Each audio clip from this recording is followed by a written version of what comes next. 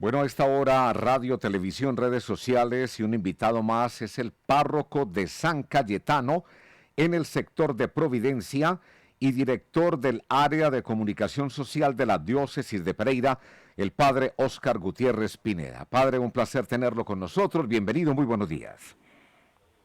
Álvaro, muy buenos días a usted, a todos los oyentes y televidentes, a el doctor Germán, a todos los que se encuentran en la cabina. En la mesa de trabajo no pude escuchar ahora porque está en la Eucaristía, pero un saludo para todos. Sí, eso nos contó en el día de ayer que hubiera querido estar aquí presente con nosotros en el estudio, pero que tenía pues la Eucaristía a las 7 de la mañana. O sea que terminó, está todavía con el vestuario de la Eucaristía, padre. Tengo el ornamento puesto todavía para poder atender la entrevista de Qué Buena. Sí, Imagínese, qué bien.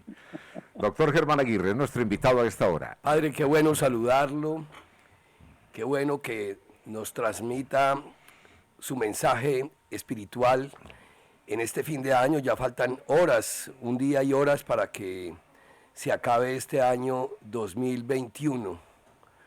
Para la Iglesia Católica, ¿cuál podría ser ese balance de este año?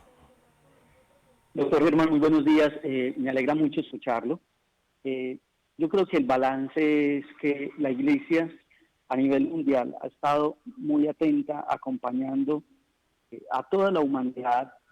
Y nosotros sabemos que en el mundo solo somos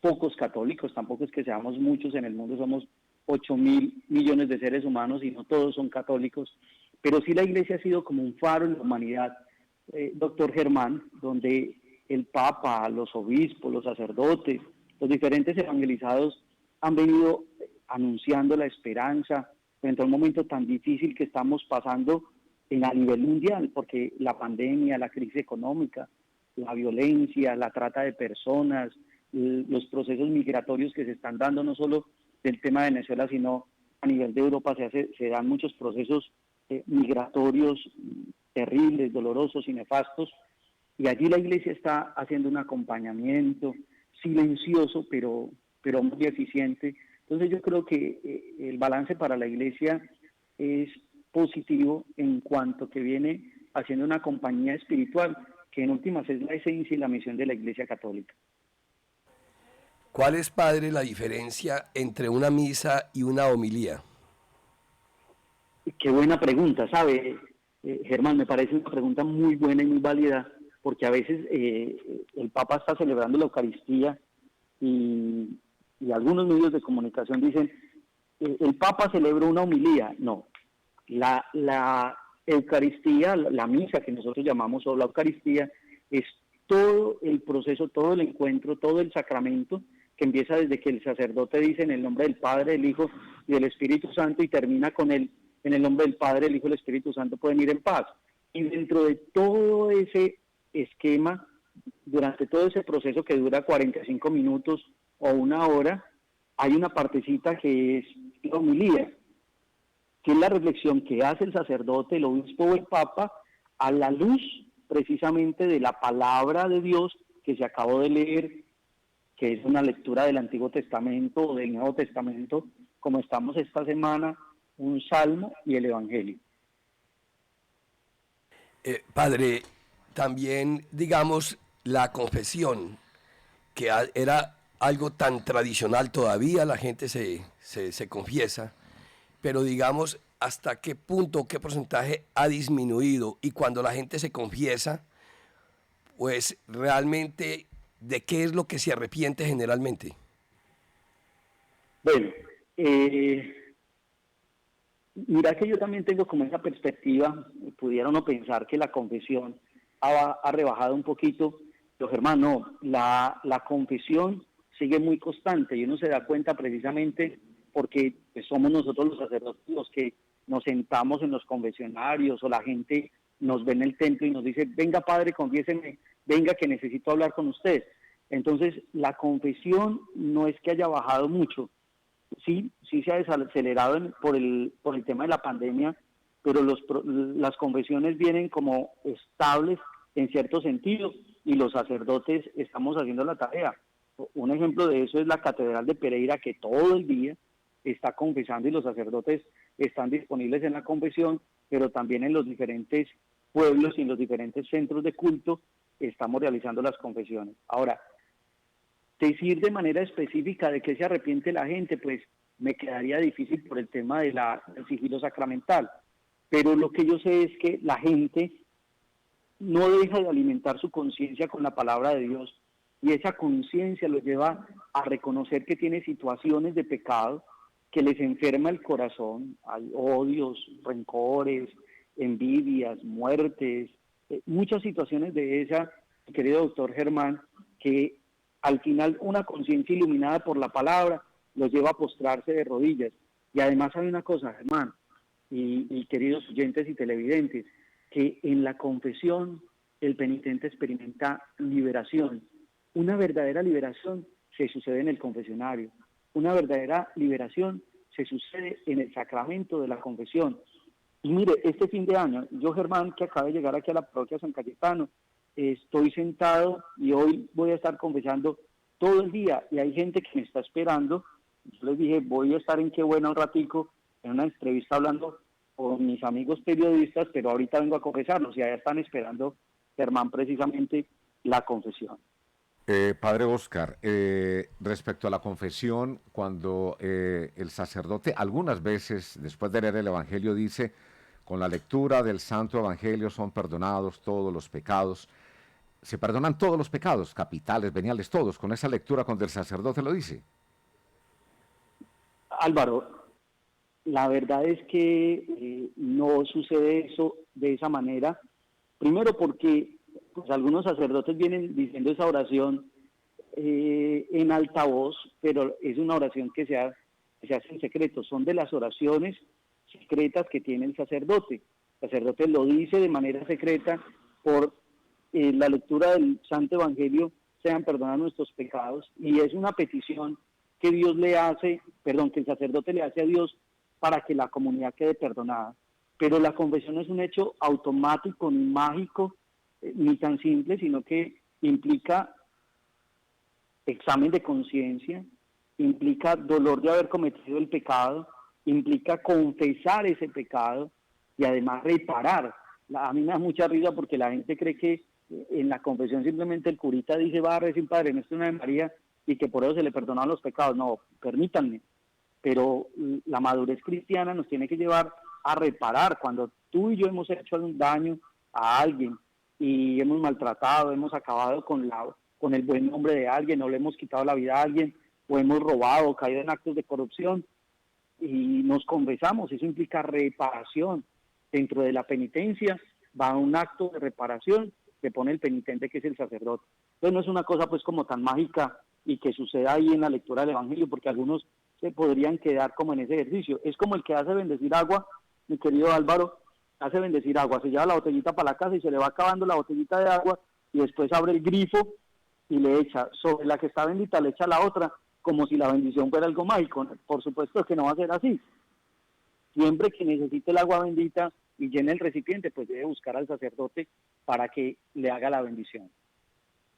Padre, cuando está la reparación y, por ejemplo, alguien mató a alguien, bueno, se confesó, reparar eso ya, pues volverlo a la vida es muy difícil. O la reparación que usted habla es simplemente la confesión y esa penitencia, eso es lo que repara. Le pongo un caso que a mí me gusta poner constantemente, y es el caso de Aliapka, que le hizo el atentado al Papa Juan Pablo II. El Papa lo visitó a la cárcel, pero él tuvo que reparar. Reparar no fue sacarle la bala y cerrarle la herida de que ya no tuviera cicatriz. Reparar fue que él tuviera que pagar la pena merecida por el acto que había cometido. Y Aliapka después fue a Roma y visitó me parece que fue al Papa Benedicto o al Papa Francisco, después de haber pagado la condena. Reparar implica eso. Si usted mató, no es que en el confesionario simplemente se le perdona y salga de la cárcel, no, le toca reparar, y una de las cosas, de las maneras de reparar es pues cumplir con la justicia de determinado país y pagar la condena que corresponde, y ojalá resarcir el daño, que es lo que estamos haciendo en el proceso de paz de Colombia, que es reparar a las víctimas, no solo darles indemnización económica, sino saber dónde están sus muertos, pedir perdón, que que los que hicieron daño, de los diferentes actores armados que hemos tenido en Colombia, sean capaces de pedir perdón, de reconocernos, no un perdón pues como maquillado y no un reconocimiento superficial, sino que de verdad haya un arrepentimiento. Eso hace parte del proceso de reparación, Álvaro. Hace parte del proceso de reparación, entonces, la penitencia, el pedir perdón y el cambio. Sí, tiene que haber un cambio interior profundo y el deseo de no volverlo a hacer, pero la reparación la debe sentir el otro, quien fue afectado, por supuesto. Don Oscar, con el saludo cordial, en esos que acaba de hablar en estos últimos términos, podemos decir, es de donde se desprende el dicho de que el que peca, reza, se salva. O empata. Querido Fermín, muy buenos días. O empata. Mire que no, lo que estamos hablando precisamente es que la reparación no puede ser simplemente pecar, rezar y ahí empata, no. Mire que lo que estamos diciendo es totalmente distinto. No hay un empate porque implica reparar, implica resarcir el daño, implica pedir perdón. Un ejemplo muy sencillo, muy pedagógico. Un niño está jugando fútbol en el parque y tira el balón y le quiebra el vidrio a doña Martina y doña Martina sale enojada y el papá le dice pídale perdón por haberle quebrado el vidrio a doña Martina. El niño va y le pide perdón y la señora pues ve al niño con su ternura y le dice yo te perdono, pero reparar implica que el niño le ponga el vidrio nuevo a doña Martina, le debe poner el vidrio nuevo, eso es reparar. Entonces no sería pecar, rezar y empatar, porque implica reparar, porque no se trata de un lavadero simplemente donde yo echo la ropa sucia, implica, como lo dijo Álvaro ahorita, una verdadera conversión de corazón. Sino que cuando, en ese ejemplo, padre, bueno, está bien, pero hay ejemplos también, o casos mejor, en los cuales pues ya reparar es difícil, porque ya lo que se hizo es difícil repararlo por cualquier situación, el caso de un muerto, por ejemplo. Pero entonces con el hecho de ese arrepentimiento, de ese cambio, de esa situación profunda del ser humano, de sentirlo, ya es suficiente.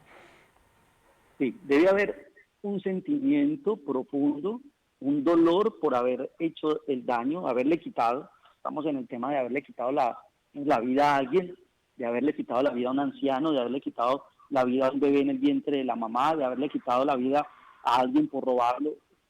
Debe haber una reparación, y esa reparación, por supuesto, no es que le devuelva la vida, porque nosotros no tenemos poder para eso.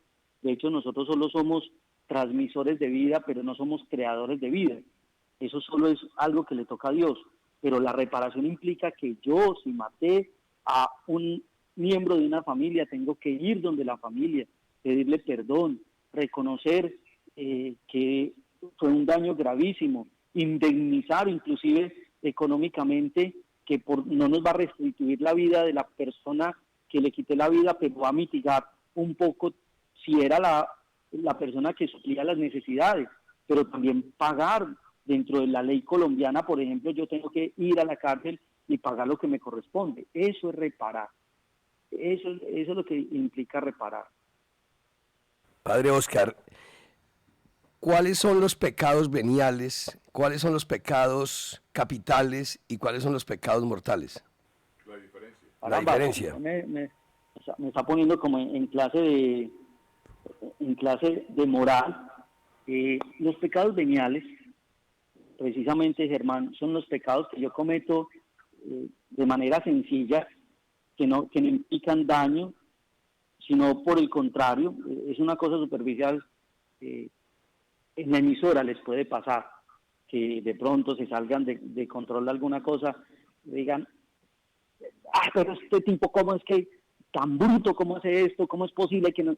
Entonces se genera como una situación superficial, pero que en últimas fue una reacción donde yo no tuve la intención de hacerle daño, no lo agredo, no lo golpeo, sino que digo una palabra disonante y puedo afectar al otro. Ese sería un pecado venial.